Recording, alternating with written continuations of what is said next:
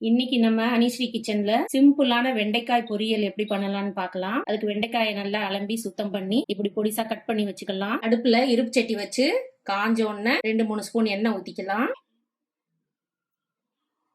எண்ணெய் காஞ்ச உடனே ஒரு 1/2 ஸ்பூன் கடுகு போட்டுக்கலாம். கடுகு நல்லா வெடிக்குது. ஒரு 1/2 ஸ்பூன் சீரகம் போட்டுக்கலாம். உளுந்து போட்டுக்கலாம். கொஞ்சம் கருவேப்பிலை போட்டுக்கலாம். கொஞ்சம் பெருங்காயத்தூள் போட்டுக்கலாம். கொஞ்சம் மஞ்சப்பொடி போட்டுக்கலாம். இந்த வெண்டைக்காய் அதில் போட்டுடலாம்.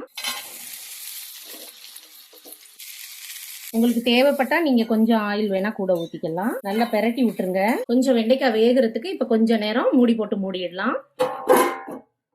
வெண்டைக்காய் கருகாம இருக்கிறதுக்கு அடுப்பை சிம் பண்ணிடலாம். மூடி மேல லைட்டா கொஞ்சமா தண்ணி தெளிச்சுக்கிறங்க. அப்ப வெண்டைக்காய் கருகாது. அப்பப்ப நம்ம மூடியை திறந்து கொஞ்சம் பெரட்டி விட்டுக்கலாம். வெண்டைக்காய் இப்ப நல்லா வதங்கிட்டு வருது. இப்ப நம்ம இதுக்கு தேவையான அளவு சால்ட் போட்டுடலாம். வெண்டைக்காய் கலர் மாறாம இந்த மாதிரி நல்லா பெரட்டி விட்டீங்கன்னா வதங்கிரும். பிளஸ் கலரும் மாறாது. நமக்கு வெண்டைக்காய் வெந்துடும்.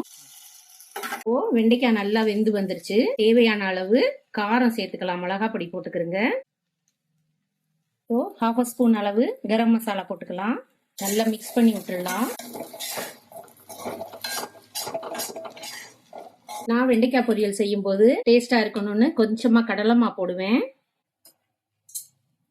நல்லா மிக்ஸ் பண்ணி விட்டுக்கலாம். ஒரு 2 நிமிஷம் மூடி வைக்கலாம்.